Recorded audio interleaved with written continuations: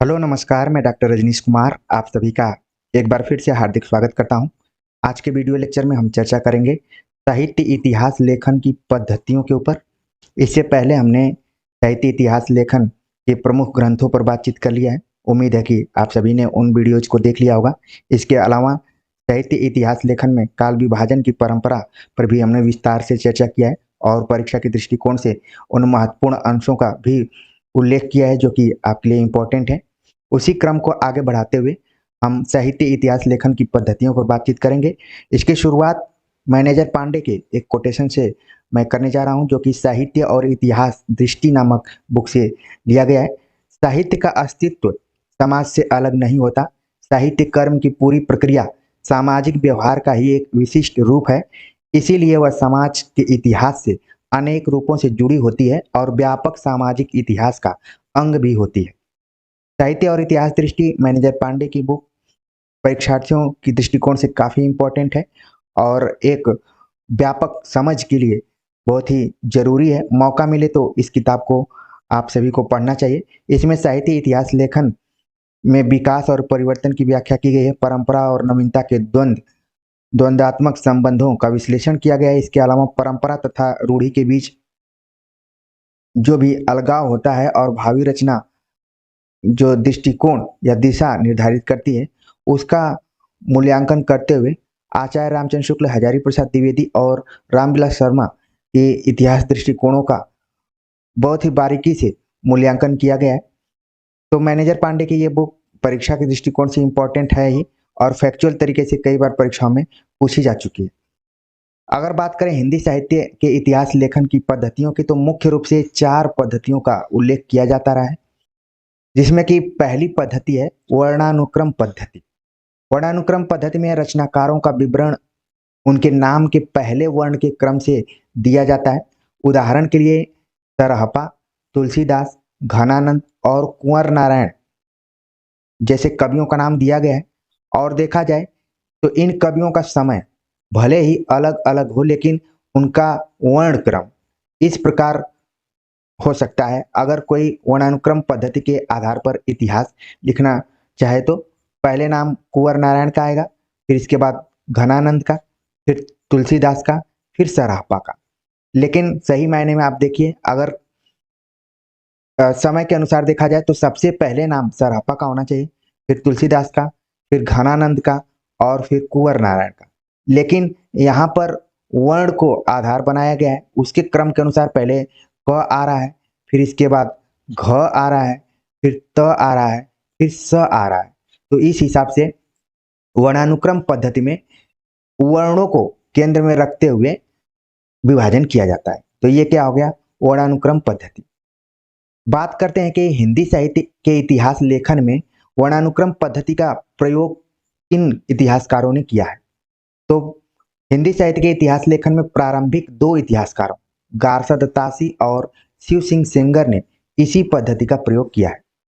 जैसे मैंने नाम लिया गारसा दत्तासी का, तो इनके ग्रंथ का नाम आपके दिमाग में आ गया होगा। किस भाषा में लिखा गया है, कितने कवियों को इसमें शामिल किया गया है, कब प्रकाशित हुआ था, कितने भागों में है और कितने संस्करणों में प्रकाशित हुआ है, सारी फैक्चुअल जानकारियां हमने इसके पहले के वीडियो लेक्चर में दे दिया है। उम्मीद है कि आप सभी को एक बार फिर से रिवाइज हो गया होगा। ठीक उसी तरीके से शिव सिंह सेंगर की इतिहास ग्रंथ भी आपके दिमाग में आ गया होगा, कब उसका प्रकाशन हुआ था, कितने कवियों को इसमें कलेक्शन किया गया है। इस वीडियो लेक्चर में बस इतना ही ध्यान में रखना है आपको कि गारसा दत्तासी और शिव सिंह सेंगर ने वर्णानुक्रम पद्धति का प्रयोग किया है। कई बार परीक्षाओं में पूछ लिया जाता है कि निम्नलिखित में से कौन सा इतिहास ग्रंथ किस पद्धति पर आधारित है। तो इसी दृष्टिकोण से ये लेक्चर बनाया जा रहा है। आगे बात करते हैं दूसरी पद्धति के ऊपर, जिसका नाम है कालानुक्रम पद्धति। कालानुक्रमिक पद्धति में रचनाकारों का विवरण उनके जन्म काल, जन्म क्रम, काल क्रम से दिया जाता है। अगर दूसरे शब्दों में बात कहें तो रचनाकार की जन्म तिथि को आधार बनाया जाता है। हिंदी साहित्य के इतिहास लेखन में जॉर्ज अब्राहम ग्रियर्सन और मिश्र बंधुओं ने इस पद्धति का प्रयोग किया है। कालानुक्रम पद्धति, कालानुक्रमिक पद्धति और इसको कालानुक्रम पद्धति भी कई बार कहा जाता है, तो दोनों को ध्यान में रखिए। इस पद्धति के अंतर्गत देख रहे हैं आपकी रचनाकारों का विवरण उनके जन्म काल के आधार पर, या फिर जन्म क्रम के आधार पर, या फिर उनके कालक्रम के आधार पर। प्राय परीक्षाओं में इसी हिसाब से क्वेश्चन भी पूछे जाते हैं, जिनको कि क्रम से हमें लगाना पड़ता है। तो कालक्रम की दृष्टिकोण से ही ज्यादातर सवाल पूछे जाते हैं। ठीक है, तो इस पद्धति का प्रयोग किया है जॉर्ज ग्रियर्सन और मिश्र बंधुओं ने।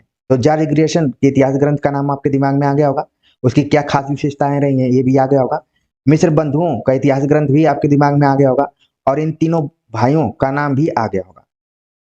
जब भी बात की जाएगी कि अब्राहम ग्रियर्सन और मिश्र बंधुओं ने किस पद्धति का प्रयोग किया है, तो आपका जवाब होगा कालानुक्रम पद्धति का। अगली पद्धति के बारे में बात करें तो उसका नाम है वैज्ञानिक पद्धति। नाम से ही जुड़ा हुआ है कि क्रमबद्ध तरीके से जब किसी चीज का अध्ययन किया जाए और खास तौर से तटस्थ होकर अध्ययन किया जाए तो वैज्ञानिक पद्धति के अंतर्गत आता है।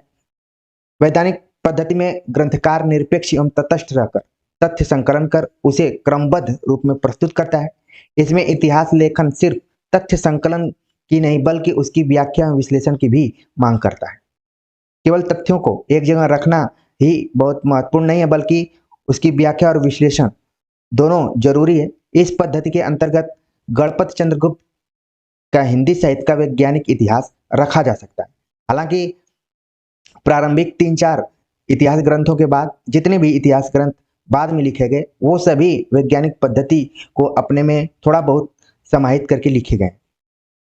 ठीक है, चौथी पद्धति का नाम लें तो उसमें नाम आता है विधेयवादी पद्धति का। विधेयवादी पद्धति फ्रेंच विद्वान तेन को इस पद्धति का जनक माना जाता है। कई बार ये आ चुका है एग्जाम में कि विधेयवादी पद्धति का जनक किसे माना जाता है, तो तेन का नाम लिया जा सकता है। तेन ने इस पद्धति को 3 शब्दों के माध्यम से स्पष्ट किया है, जिसमें पहला है जाति, दूसरा है वातावरण, तीसरा है क्षण विशेष। अब जाति, वातावरण, क्षण विशेष। जाति को देखिए यहां पर लिखा है रेस, वातावरण को मिलियू, क्षण विशेष को मोमेंट। तो जब भी विधेयवादी पद्धति की चर्चा की जाती है तो उसमें इन 3 शब्दों का उल्लेख प्रमुखता से किया जाता है।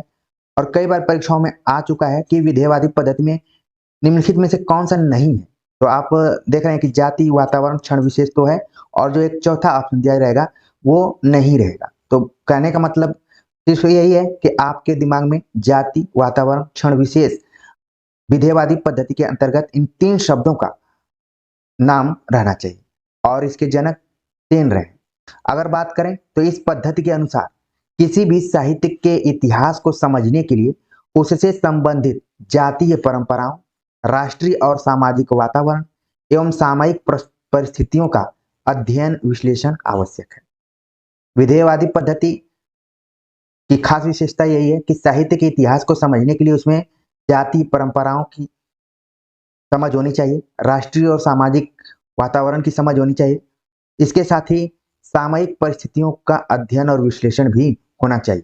तो ऊपर की जो ये तीनों बातें कही गई हैं लगभग इन्हीं को यहाँ पर विस्तृत रूप में बताया जा रहा है। अगर विधेयवादी पद्धति के द्वारा हिंदी साहित्य इतिहास लेखन की बात करें तो इसमें सबसे पहला जो नाम आता है वो है रामचंद्र शुक्ल का, ने अपने हिंदी साहित्य इतिहास लिखने में इस पद्धति का प्रयोग किया है। इसके बाद के जितने भी इतिहासकार आए, चाहे वो राम स्वरूप चतुर्वेदी हो, बच्चन सिंह हो, सभी ने विधेयवादी पद्धति को ही अपनाया है। तो परीक्षाओं में ज्यादातर आचार्य रामचंद्र शुक्ल से संबंधित ही सवाल पूछे जाते हैं कि उनका जो इतिहास ग्रंथ है वो किस पद्धति पर लिखा गया है। तो आपका उत्तर होगा विधेयवादी पद्धति। इन पद्धतियों के अलावा अन्य पद्धतियों की बात करें तो उसमें नारीवादी पद्धति का नाम सबसे पहले आता है। सुमन राजे का हिंदी साहित्य का आधा इतिहास और नीरजा माधव का हिंदी साहित्य का ओझल नारी इतिहास इसी पद्धति पर आधारित है। तो इस वीडियो लेक्चर में हमने कोशिश की कि हिंदी साहित्य इतिहास लेखन किन किन पद्धतियों के माध्यम से हुआ है और उनकी जो फैक्चुअल जानकारियां थी, कौन इतिहास ग्रंथ किस पद्धति के अंतर्गत शामिल किया गया है, उसकी मोटे तौर पर जानकारी हो जाए, जिससे कि परीक्षाओं में कभी कभार 1-2 सवाल आ जाते हैं तो आपका उसमें कोई सवाल गलत ना हो, आपको पूरे अंक हासिल हो जाए। और एक समझ भी विकसित हो, क्योंकि क्रमबद्ध तरीके से हम अगर ज्ञान हासिल करते हैं तो उसको पढ़ने का अलग ही आनंद मिलता है। और कहीं भी आप बातचीत भी करेंगे तो एक झलक महसूस होगी कि आपने क्रमबद्ध तरीके से पढ़ाई किया है। तो उम्मीद है कि आज का ये वीडियो लेक्चर आप सभी को अच्छा लगा होगा।